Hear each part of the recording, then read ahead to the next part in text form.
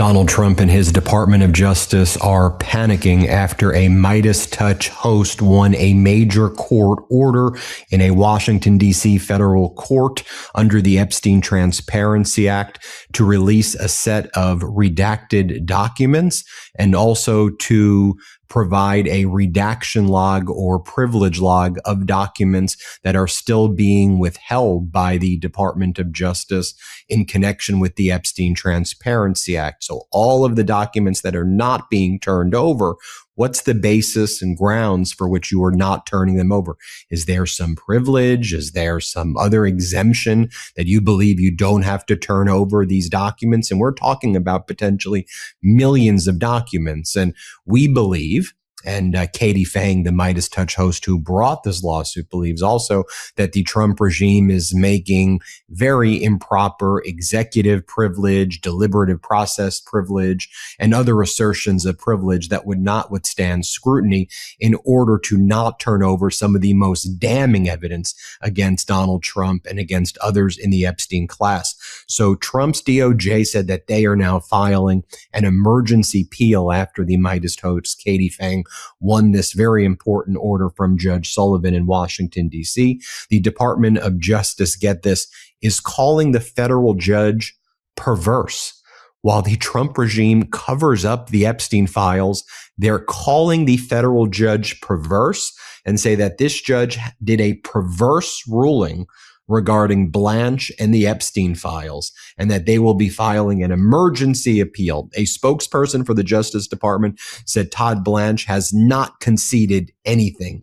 Judge Sullivan's perverse interpretation appears to be focused on driving misleading headlines. This judge is suggesting DOJ violate the law by unredacting victim names who, as the department has always explained, sadly became co-conspirators.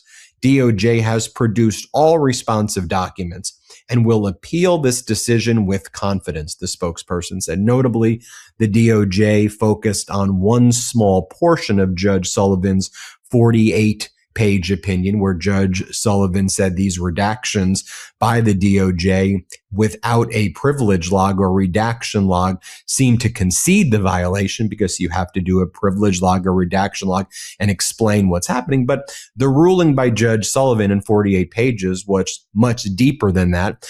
MeidasTouch host Katie Phang requested another series of documents that seemed to be relating to Donald Trump and Trump being mentioned in the Epstein files, where the redactions seem to be improper. And just in general, produce a redaction or privilege log and let us know why you haven't turned over all these other documents. We know there are documents that are not being turned over. The DOJ has said as much. They just claim that they have the right to not turn over these documents because they claim it's not responsive or because there are all of these privileges. So the fact that they are not willing to comply with Judge Sullivan's order, and if they've produced everything, all they would have to do in response to Judge Sullivan's order by the early July date when it's due is, guess what? Put under penalty of perjury. I know the Trump regime hates to do this, a declaration that says, Judge, we've turned over everything. There is nothing else that exists. And then they would fulfill their obligation. But of course, they never do anything under penalty of perjury. We've seen this, for example, with the January 6th slush fund, where they're not going to put it under penalty of perjury. So there's that. And also produce a privilege log.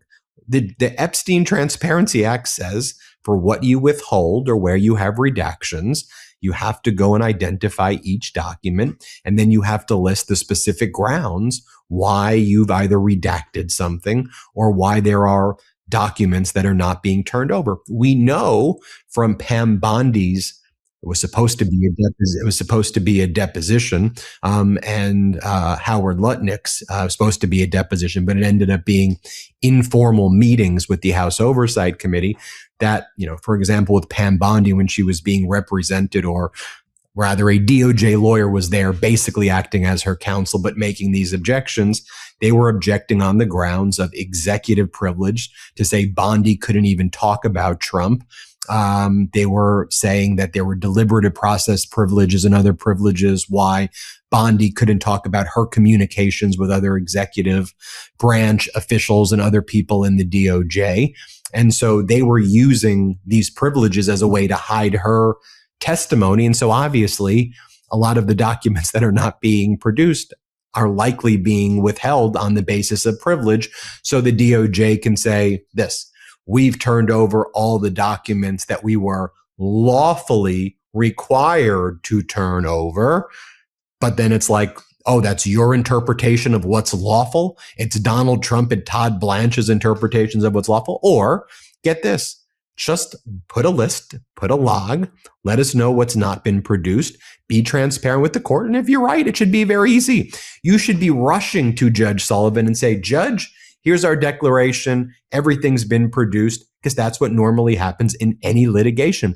Let me bring in Harry Litman from the Talking Feds YouTube channel, Talking Feds podcast, and Talking Feds Substack. Harry, great to see you.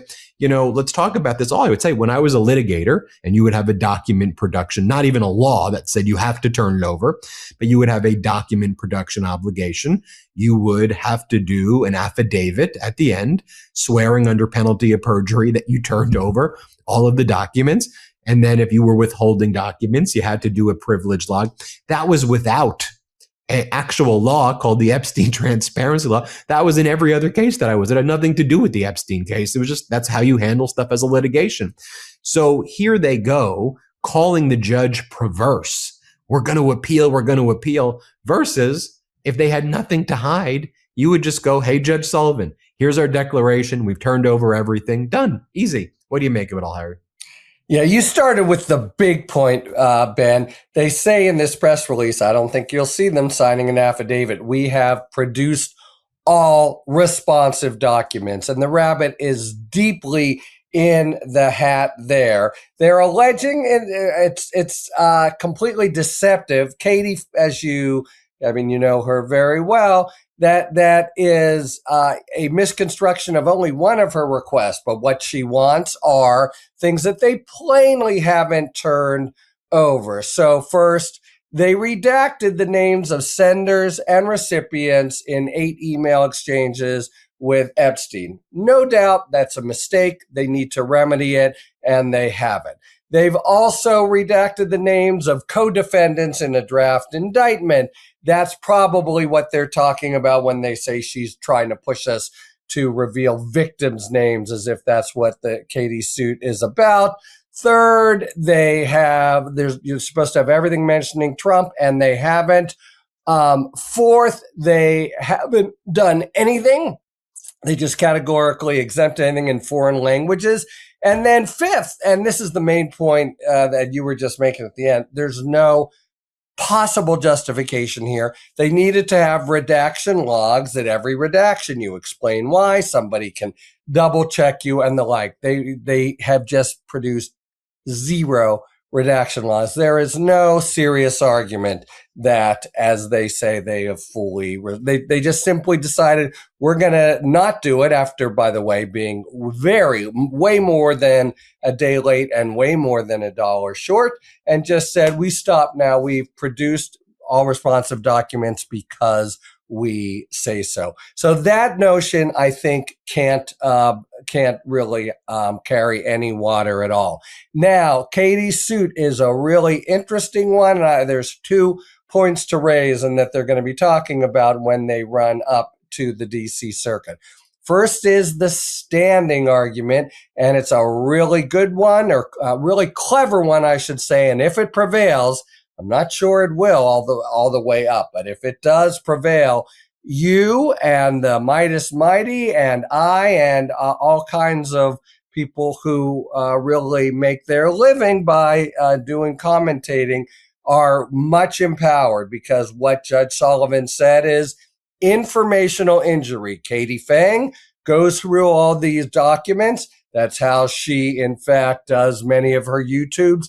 That hurts her economically, that they've been withheld. And she's got a so-called informational injury, and that's something that some courts have green-lighted, others have not. Right now, if it goes up in the next few days, the panel that will greet it is a sort of down the middle DC Circuit panel with a strong Trump, make me Supreme Court Justice, please, judge, a Nina Pillard, a strong Obama appointee, and a sort of hard to gauge down the middle Republican appointee, Judge Henderson. Lastly, we have not conceded anything is their attempt to cover up a really embarrassing situation. They push back on Katie by saying, hey, if you want this, go to FOIA. That's where you can get it all. And Katie had all these arguments saying, and Sullivan accepted them, FOIA won't do it. You get these exemptions under FOIA that won't enable me to get the documents I need. Not to mention that, as you say, and it's really important, Epstein Transparency Act is a freestanding law. It sets the rules for what has to be turned over. But Katie came in with an extra submission of Judge Sullivan that really obviously made him blow his stack, because it showed that the department elsewhere was saying, you can't do a FOIA, do Epstein. So they're just contradicting themselves. And Sullivan told them, I want a response to this by Thursday at 1 p.m. They got no response. And he is using case law that exists, but we'll see whether the Court of Appeals thinks he hasn't gone a little over the line. But that case law says, if you don't answer something, you've conceded it. So we're seeing all these headlines in papers around the country. Blanche concedes he got it wrong, et cetera. I think that's a little bit of a massaged reading. But bottom line, all kinds of shit they have not produced and need to. And if Phang, who, as you know, great colleague, great advocate, and the lawyers here, Brendan Bailu, among others, who are representing her, if they can make this informational standing point stick, that's going to be useful in a wide range of situations. I think it's very telling as well, though, that the Trump regime is fighting this, because that to me also is revealing, almost regardless of the outcome. And of course, I hope, and I think we all hope, that Katie prevails and that the Trump regime is compelled to release these files. I think that, I would never underestimate Katie. This lawsuit's already been executed in, I think, a brilliant, brilliant way. But how revealing is it that this is their response? They're going to holla right away. And it kind of, shows you what they're hiding, because as you and I have said, the easiest response, if you turned it over, that moots this lawsuit the same way you would moot the January 6th slush fund, you would moot all of these things, is just say, okay, here's my declaration under penalty of perjury. Everything has been produced. Here's my log, just so you can see. We're the DOJ. We've got a lot of resources. We've done privilege logs before on cases involving terabytes and terabytes. We know how to do this stuff. Dot our I's, cross our T's. We handle it professionally. We're out. It's easy. It's an easy answer if you're doing it the right way, and you get this if you're concealing and you're hiding. Any final words, Harry? Just the idea that these $2.5 million documents, $2.5 million documents that are missing, that they somehow have just asserted that they have actually produced everything, or everything, as they put it, is responsive. To use a word from a district court judge just yesterday, saying to the administration, is risible. There is no friggin' way in the world they have complied with the Epstein Transparency Act, and they are just trying to brazen it out. Epstein Transparency Act. Einstein, you're still all right, Albert Einstein. Everybody make sure you subscribe to the Harry Litman's YouTube channel, Talking Feds, Substack, and podcast. Just don't want to, Albert Einstein. We won't drag Albert Einstein into it. He was a good guy. Talk about quickly Schiff, July 3rd event, Harry.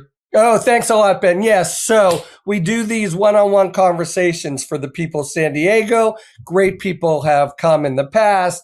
Pelosi, a couple of weeks ago, Governor Shapiro, all kinds of. And on Friday the 3rd, 10:30, Senator Adam Schiff will be coming. All the information, talkingsandiego.net, but I'm really looking forward to an hour-long conversation with him on everything from, the first impeachment, but really looking forward 250th anniversary of the Republic. How the hell are we going to do the Herculean task of cleaning out the stables after Trump is gone? Subscribe to Harry Litman's YouTube channel. It's called Talking Feds. Thanks, Harry. Thank you, Ben. Want to stay plugged in? Become a subscriber to our Substack at MeidasPlus.com. You'll get daily recaps from Ron Filipkowski, ad-free episodes of our podcast, and more exclusive content only available at MeidasPlus.com.